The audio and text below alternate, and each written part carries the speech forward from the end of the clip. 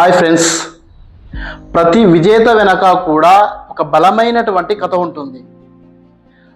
ఆ యొక్క కథలో ఒక అపజయం ఉంటుంది, ఒక నిరాశ ఉంటుంది, అదేవిధంగా అంతకు మించి గెలవాలనేటువంటి ఒక పట్టుదల ఉంటుంది.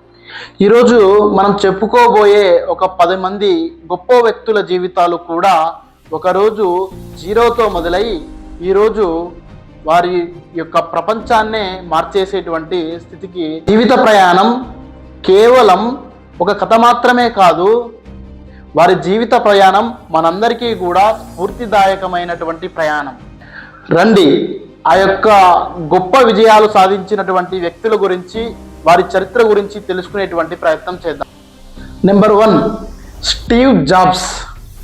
ఈయన వ్యాపారం మొదలుపెట్టేటప్పుడు కేవలం ఒక గ్యారేజీలో 2 వ్యక్తులతో ఈయన లైఫ్ని మొదలుపెట్టాడు.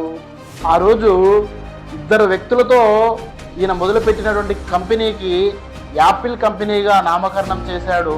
కానీ కొన్ని రోజులు గడుస్తున్న సందర్భంలో ఆయన లైఫ్లో ఆయన సొంతంగా ఏర్పాటు చేసుకున్నటువంటి యాపిల్ కంపెనీ నుంచి ఈయన బహిష్కరింపబడతాడు. ఆ విధంగా ఆయన పట్టుదలతో మళ్ళీ ప్రయత్నం చేసి అదే యాపిల్ కంపెనీ ద్వారా ఈరోజు ప్రపంచానికి ఒక పెద్ద కంపెనీ, ఒక నమ్మకం కలిగినటువంటి కంపెనీని స్థాపిస్తారు. అది యాపిల్ కంపెనీ.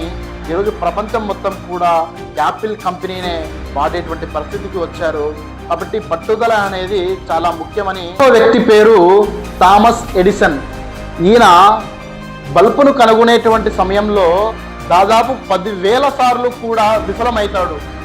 ఒక్కసారి ఆలోచన చేయండి, 10,000 సార్లు విఫలమైన తర్వాత 10,001వ సారి ప్రయత్నం చేస్తే ఈరోజు మనం ప్రపంచానికి వెలుగునిచ్చేటువంటి బల్బును ఈ యొక్క బల్బుని కనుగొనగలిగారు. కాబట్టి ఆయన పట్టుదలతో కనుక 10,000 సార్లు నేను అపజయాన్ని తీసుకున్నాను అని ఆ రోజు వదిలేస్తుంటే ఈరోజు ప్రపంచానికి బలుపు వచ్చేది కాదు, ఈ యొక్క వెలుగు అనేది మనకు అందేది కాదు. కాబట్టి మనం అర్థం అపజయం కూడా విజయాన్ని ఇస్తాదని మనం ఇందులో అర్థం చేసుకోవచ్చు. KFC వ్యవస్థాపకుడు కల్నల్ సాండర్స్.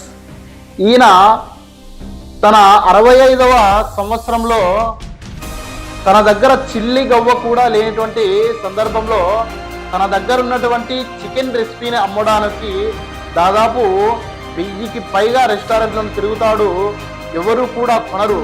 ఆ సందర్భంలో ఆయన వచ్చినటువంటి పట్టుదలని తన విజయంగా మార్చుకుని ఈరోజు KFCని స్థాపించి ప్రపంచం మొత్తం KFC యొక్క బ్రాంచులు ఏర్పాటైనటువంటి సందర్భం. ఈరోజు కొన్ని వేల కోట్ల టర్నోవర్ ఈయనకి జరుగుతూ ఉంది. Walt Disney.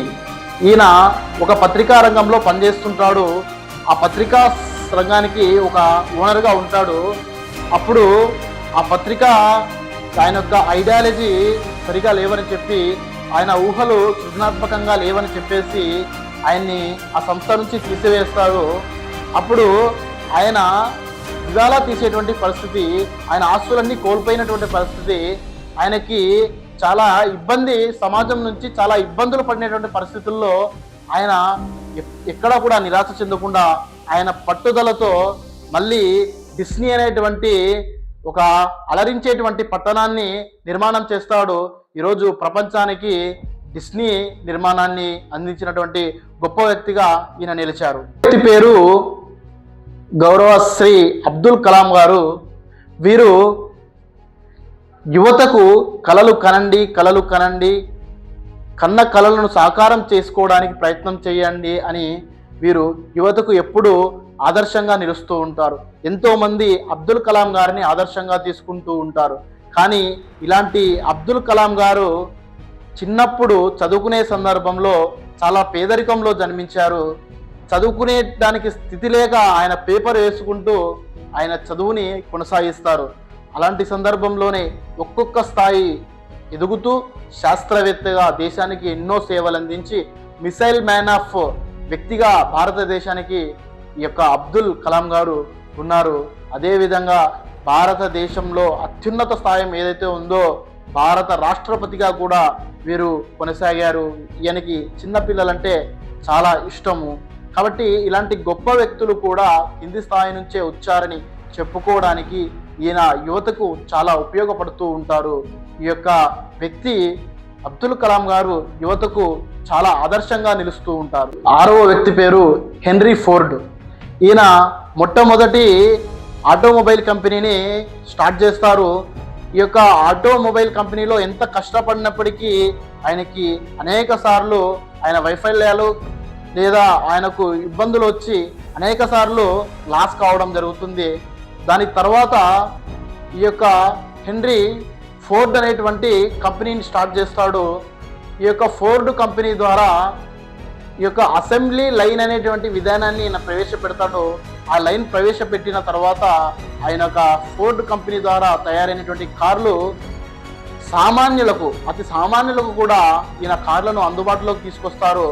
అప్పుడు ప్రపంచంలో ఒక పెద్ద పారిశ్రామికవేత్తగా ఈయన తయారవుతాడు. ఈయన జీవితం కూడా మొదట్లో ఇబ్బందులు పడ్డాయి. ఆయన పట్టుదలతోనే పైకి రావడం జరిగింది. ఏకే రౌలింగ్ ఈయన ఒక గొప్ప రచయిత. ఈయన రచించినటువంటి పాఠ్య పుస్తకాలను ఎన్నో పబ్లిషర్లకు తిరిగి అమ్మాలని ప్రయత్నం చేసేటువంటి సందర్భంలో అనేక పబ్లిషర్స్ ఈ యొక్క రచయితని తిరస్కరించబడ్డాయన్నమాట. ఈయన రచించినటువంటి పుస్తకాలను అమ్మడానికి తిరిగేటువంటి సందర్భంలో. సో ఆయన అన్నటువంటి తన రచనల పైన ఉన్నటువంటి నమ్మకం కారణంగా మళ్ళీ తిరిగి ఆయన ప్రారంభించారు. ఈరోజు ప్రపంచంలోనే అతి ఎక్కువ రచనలు అమ్ముడుపోయినటువంటి పబ్లిషర్స్కి ఈయన ఒక గొప్ప రచయితగా ప్రపంచానికి పరిచయం చేశారు. మౌలానా యూసఫ్ జాయ్ ఈయన గొప్ప సామాజికవేత్త. ఈయన మహిళలలో చదువుకోవడం కోసమై అనేక సార్లు ఉద్యమించడం జరిగింది. అదేవిధంగా ఎన్నోసార్లు తాలిబన్ల చేతిలో చావు దెబ్బలు తిన్నప్పటికీ కూడా అదేవిధంగా పోరాటాన్ని కొనసాగించేటువంటి నైపుణ్యం కలిగినటువంటి ఆలోచన కలిగినటువంటి గొప్ప ఈ యొక్క అత్యంత చిన్న వయసులోనే నోబెల్ బహుమతి సంపాదించుకున్నటువంటి సామాజికవేత్తగా ఈయన ప్రపంచానికి ఎలన్ మస్క్ ఈయన స్పేస్ ఎక్స్ మరియు టెస్లా వంటి గొప్ప విప్లవాత్మకమైనటువంటి సంస్థల యొక్క వ్యవస్థాపకుడు. తన యొక్క ప్రాజెక్టులు ప్రతిసారి విఫలమవుతున్నా కూడా అనేక సార్లు ఇబ్బందులు పడినప్పటికీ కూడా ఎన్నో అవాంఛనీయ సంఘటనలు జరిగినప్పటికీ కూడా ఆయన తన పట్టుదలతో ఎన్నో పరిశోధనలు చేయడం జరిగింది. అనేక పరిశోధన అనంతరం ఈ యొక్క ఎలక్ట్రిక్ వాహనాల్ని ప్రపంచానికి పరిచయం చేసి ఈరోజు ఎలక్ట్రిక్ వాహనాలంటే ఈ యొక్క ఎలన్ మస్క్ గుర్తొచ్చేటువంటి పరిస్థితికి ప్రపంచంలో తీసుకొచ్చారు. ఈయన విజయం రతన్ టాటా గారు. ఈయన భారతీయ సంస్కృతి సాంప్రదాయాలపైన ఈ యొక్క విలువలపైన అదేవిధంగా దేశం పైన ఎక్కువ ప్రేమ ఉన్నటువంటి ప్రముఖ పారిశ్రామికవేత్త.